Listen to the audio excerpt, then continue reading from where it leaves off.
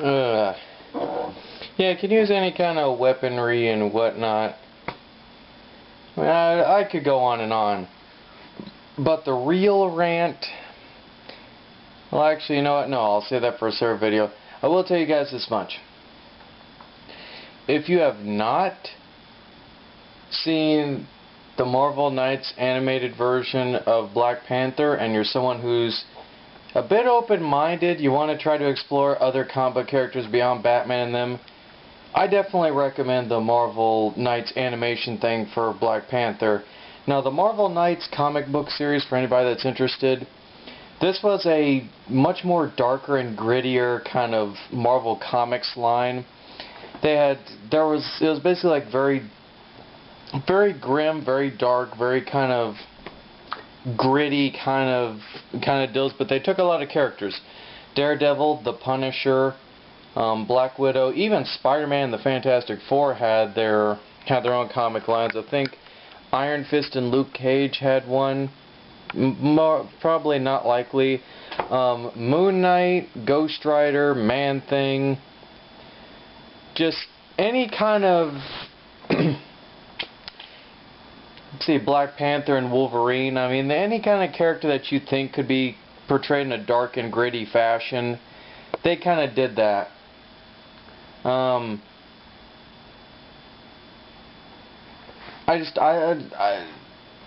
Words can't even define this Marvel animation thing for Black Panther. It's just, when I got done watching it, I was like, I think when it's all said and done, and I stopped getting stuff from Amazon because I'm a shopaholic. Don't tell anyone. I'm gonna try to get the Black Panther DVD for that, because that was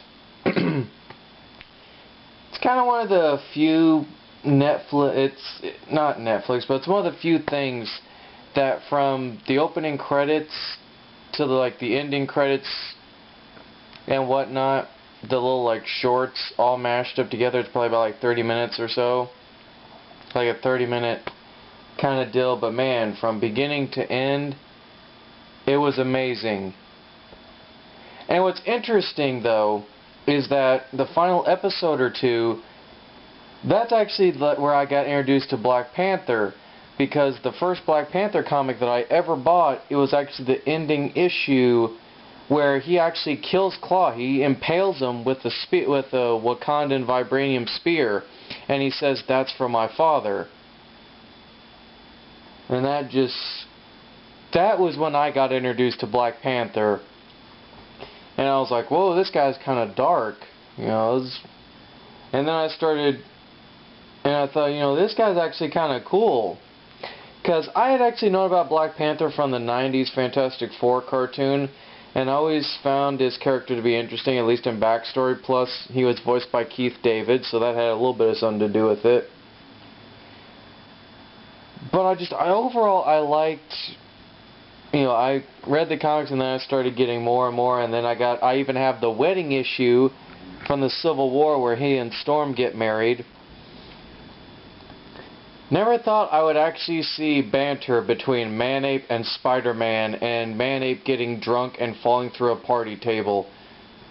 If nobody knows what I'm talking about, look for scans from that comic. You'll see what I mean. It's hilarious. But I like it. And proposition actually for you guys, because F.W. Waller actually brought up a very interesting proposition, and I like it. And he and I may actually take advantage of it, just to try to switch things up with our channels. I think at some point we're going to kind of do like an opposite day or whatever. And I thought, well, okay, he wants to, he says, well, maybe we should switch it up for a little bit, Steve. Maybe I should do one lesser known but awesome heroes segment. And you can do a supervillains explored. And I thought about that today, and honestly, can do one character from DC, one character from Marvel. So he can talk about two lesser known but awesome heroes, one from the Marvel Universe, one from the DC Universe. because that's my main focal point, is just introducing you to DC and Marvel characters first. Then we're going to branch out into like Wildstorm and other stuff like that. Because I know a lot of you are wanting me to talk about like the darkness and all that kind of stuff, and I will get to them, but I want to get the Marvel and DC universes done first, since they have a pretty big, expansive gallery of sorts. But I've already written, do a Marvel villain and a DC villain. I got a list for the DC and Marvel villains that I want to talk about, and hopefully F.W. Waller will not take any of the ones that I want to talk about. More than likely he'll probably add one or two, but that's okay. I can always improvise. It's whatever. But I got my own list for villains that I could do for a possible segment like that. And I can always transfer him a list of characters, because I can go down the list for him and give him, because I also made a list for lesser known but awesome heroes that I want to talk about as well. I've made a list, y'all. I've compiled the list of what you guys want, but also characters that I personally want to talk about. So, yeah, look to the future. Maybe there will be a Supervillains Explored done by me and a lesser known but awesome heroes done by him. But do it in twos. Do one from the DC and Marvel universes. I think that that's kind of fair. And I will do a regular... Speaking of Marvel and DC, I'll actually be doing regular lesser known but awesome heroes. And I think the DC character that I want to talk about you guys are going to love. And the Marvel character I want to talk about is one that's highly requested by y'all. And it was actually one that I was going to talk about anyway, but I'll just bump him up, to this status here.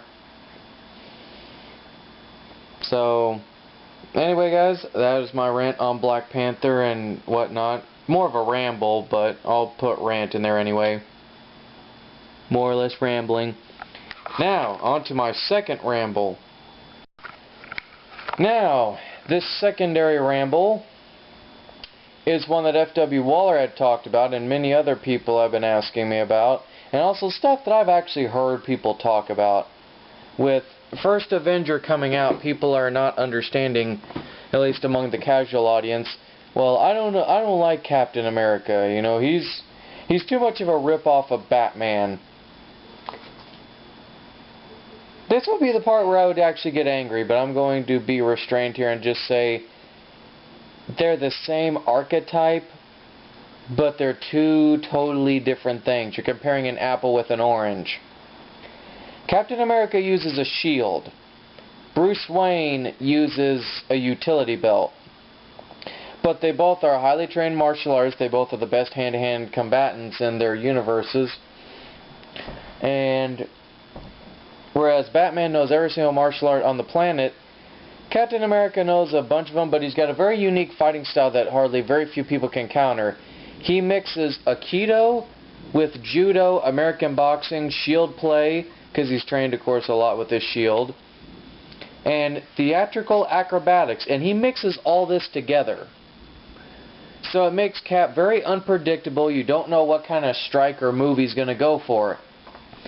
And plus, if you really want to get to the